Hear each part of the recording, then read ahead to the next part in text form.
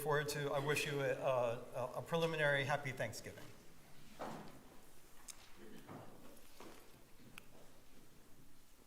I often hear, within all of the denominations, including our own, that in Jewish tradition, women had no voice in whom they married.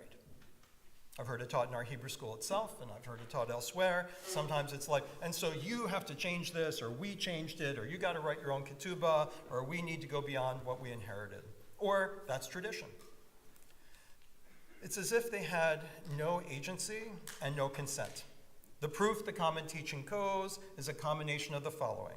First, in the Jewish marriage ceremony, there is no I do spoken by the woman, only in a sense by the man. In this case, it's when the groom puts the ring on the bride's finger and states our equivalent to I do, which is Harei at mikudeshet li b'tabat zo kedat Moshe v'Yisrael, which translates as, with this ring, you are consecrated or you are designated exclusively to me according to the laws of Moshe and Israel. Without the woman replying, it seems that the man's agency is all that matters. The process could well be imagined to be coercive. In addition, this consecration is imposed by the law itself, which is invoked. The very language of the statement invokes the law's coercive power.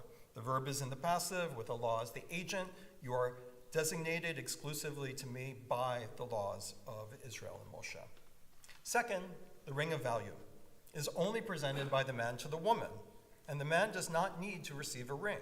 This smacks of ownership, as if the woman is being, in a sense, collared and acquired.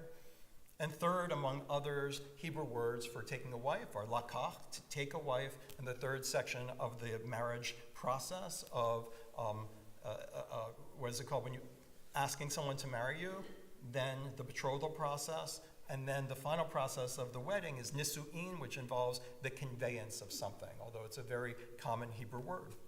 Ancient Jewish society was indeed patriarchal, and marriages were often arranged by the groom and bride's families, with the bride generally younger than the groom, as Tikva Fremer-Kensky pointed out in much of her research, and I know many in this congregation were friends with her and learned from her and Rabbi Kensky.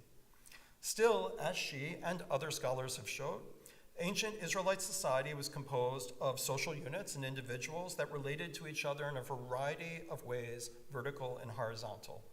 So on the surface, the general story that I hear repeated as historical fact is that marriages were arranged with girls as the property, first of their fathers and then of their husbands, with the marriage an act of passing property, girl, from one man to another.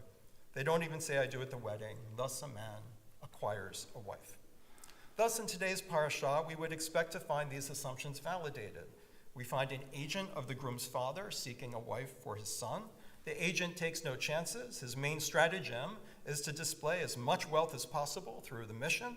First, taking a fleet of camels when one or two would do. It's like taking, you could drive up in a Toyota, but you bring a fleet of limousines, simply to dramatize the wealth and clearly advertise that the master is looking for his wife for his son. It would be like putting a classified in the paper or a billboard up. When one approaches, he would, we expect, demand to meet her male agent and begin negotiations. Or go to the town and ask, who is a good person from the town? I want to meet the owners of this young woman. Consent on behalf of the young woman would then be irrelevant. But now we look at the text. And Abraham said, now old in years, to the senior servant of his household who had charge of all that he owned, swear by the God of heaven and the God of the earth that you will go to the land of my birth and get a wife for my son Isaac. And if the woman does not consent to follow you, you shall then be clear of this oath to me. But don't take my son back there. I wonder if people forget that line. It's a pretty short statement from Abraham. So the servant swore to him as bidden, and then the servant took 10 of the master's camels and set out, taking with him all the bounty of his master. So he is trying to show off the wealth. And he made his way to Aram Naharayim, to the city of Nahor. He made the camels kneel down by the well outside the city at evening time, the time when women, presumably including or exclusively single women, came out to draw water. And he said, Adonai, God of Master Abraham, grant me fortune this day. Here I stand by the spring as the daughters of the townspeople come out to draw water. Now we might imagine, I just want to imagine for a moment, we don't know if he's saying this out loud and whether people can hear. We think of it as him sort of praying. But what if he's already standing there, he's already knelt the camels down, and it already said the women are returning, and he says out loud, let the single woman to whom I say, please lower your jar that I may drink, and who replies, drink, and I will also water your camels. Let her be the one whom you have decreed for your servant Isaac, and therefore I shall know that you have dealt graciously with me. And he had scarcely finished speaking when Rivkah came out with her jar on her shoulder. The first thing we should notice here, of course, is that the few words of direction Abraham gives, he says it depends on the woman's consent, not the consent of her family or of any other man. This should raise alarm bells to us for our conventional interpretation. We might also note that the servant's operation here operates according to some understood convention. He is not devising a strange and secret plot, as Hebrew school plays might imagine. He's operating according to some kind of understood drama, ritual. Go to the place of the unmarried women in public, display your family's wealth, and see who approaches you, even though you're not a local, you're a foreigner. Only one who understands the role of approaching a foreigner in such a circumstance would understand what they are doing. These are established dance moves. It is step 1 for her to approach. It is step 2 to offer him water. It's step 3 to take the hours to water the camels. All are her agency. Imagine the other girls looking at her. They are not thinking that she's an animal lover. They're thinking that she's got chutzpah. She is adventurously exploring her options. The fact that nothing here is coerced, there's no snare unfolding, is found in the following lines. Drink, my lord, she said. And she quickly lowered her jar, let him drink. When she had let him drink, she said, I will also draw the water for the camels until they finish drinking. Quickly emptying her jar into the trough, she ran back to the well to draw. She drew all of his camels. She's running. The man, meanwhile, stood gazing at her, silently wondering whether Adonai had made his errand successful or not. When the camels had finished drinking, the man took a gold ring weighing half a shekel and 2 gold bands for her arms, 10 shekels in weight. Pray tell me, he said to her, whose daughter are you? Is there room in your father's house for us to spend the night? At this time, she could say no. There isn't room. And she does not need to accept the gifts. She does not need to accept the ring. The dance is concluded. He offers her a gold nose ring, plus more gold, asks to meet her father. She accepts all of these conditions, which are her choice. The fact that the woman accepts the ring in the marriage ceremony without saying anything doesn't mean she is being coerced. She wouldn't be there in the first place, and she wouldn't accept the ring. As Rabbi Pamela Barmash wrote in the Conservative Movement's Responsum on Marriage in 2020, passed by a very wide margin, it's no surprise, therefore, that men are depicted as taking the initiative in creating a marital bond because of the patriarchy, and that parents and parents' emissaries are portrayed as arranging a marriage. However, the institution of marriage is more nuanced in the Bible. It is understood in 2 seemingly contradictory ways. On the one hand, the groom appears to have operated as an active party in consulting a marriage. Verbs such as lakach ha'isha, take a wife, take a woman, presuppose that the man initiated the marriage process and that marriage was the acquisition of bride by groom. But these words should not be misunderstood.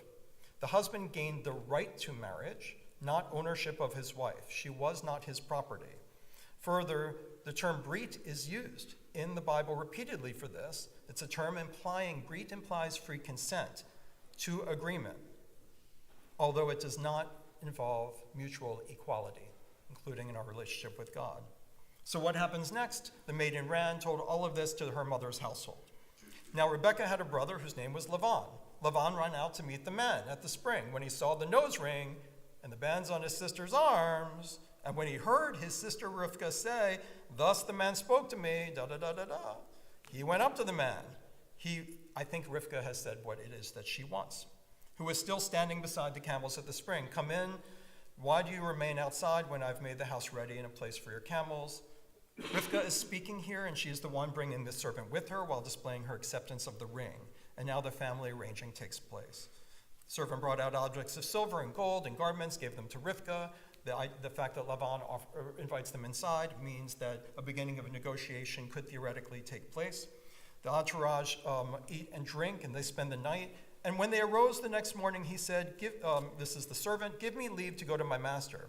But her brother and her mother said, nope, let Rivkah remain with us 10 days, then you may go. Now, traditionally, this period would be the period where I have daughters. I admit that they're young, but they express their will. 10 days. We're going to hear what's really going on here without the noise of the groom's entourage, right, and representatives. He said to the servant, however, said, "Please don't delay me now that Adonai has made my errand successful. Give me leave that I may go to my master." He doesn't deny Rivka. So what happens next? Rivka speaks up. They said, and the men speak up, "Let us call the girl and ask for her reply." They called Rivka and said to her, "Do you want to go with this man?" And she said, "Yes, I will." What is perhaps missing to some in the Jewish wedding is that there were long delays, often a year, between the arranging of the marriage and the betrothal with objects of value and a ketubah, and the marriage itself, and this left time for female agency. It was during this time that the ketubah was written, often understood today as a document in which husbands acquire the wife's property. That's not what the ketubah says. The ketubah is a document that specifies financial damages should the marriage dissolve in divorce, and they were written by the families. Historical evidence, particularly of Mesopotamian marriage contracts, show that the monetary inequalities within ketubot were related less to the dimension of patriarchy than they were to the dimension of financial inequality. If the bride's family was well-heeled or of good name and social standing, the penalties on the husband were financially severe, since husbands could divorce their wives without their wives' consent. If the groom's family was well-heeled and the bride's not, the penalties were far less stringent. So isn't it that the man acquires the wife as property? In the famous Concerted Tshuva, this mistake is corrected. It explains that in biblical times, women could possess property, but not legally have title to the property. They could not sign a legal document showing that they owned a house. So marriage involved the man acquiring the woman's property, but not possessing it. This was true not only of Israelite society, but the surrounding societies. In Judaism, the woman is not and never was the man's property. And what was true in the ancient world was that a woman's property is transferred from the woman's family, her brother, usually her father, to the groom. So her property technically becomes the man's property in a legal sense. But nevertheless, the property belongs to her. And in fact, initially, all of the money, the dowry, the money that the husband gave, but it's not really the dowry, the husband gave, and any property she comes in with would be sequestered.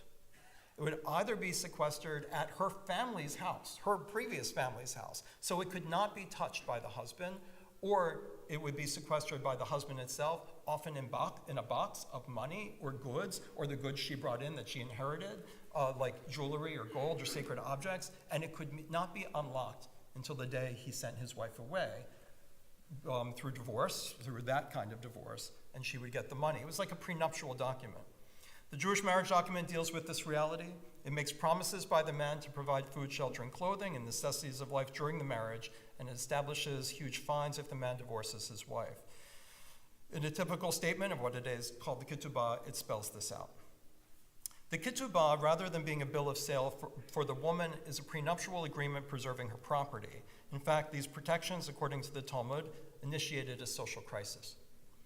Originally, all the money that was put aside at the time of the marriage, it was, as I just said, but what if the man couldn't afford it?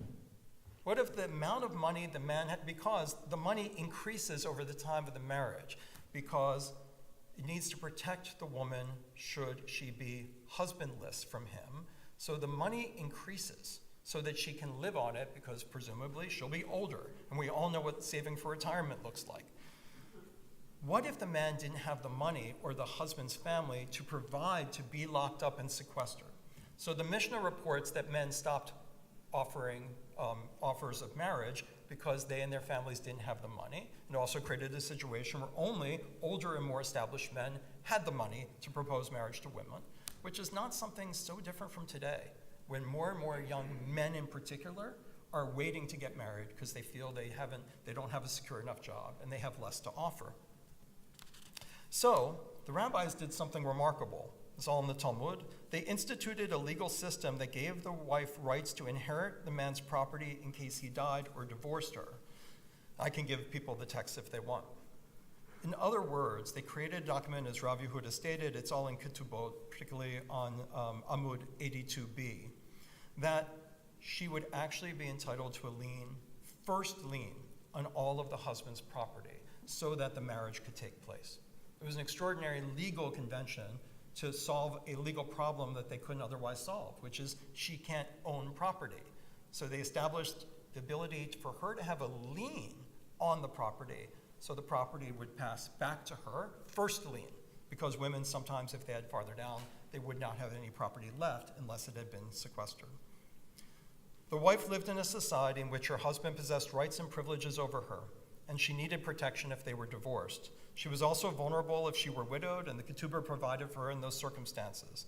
So to say that Jewish marriage was balanced in favor of men over women is entirely true.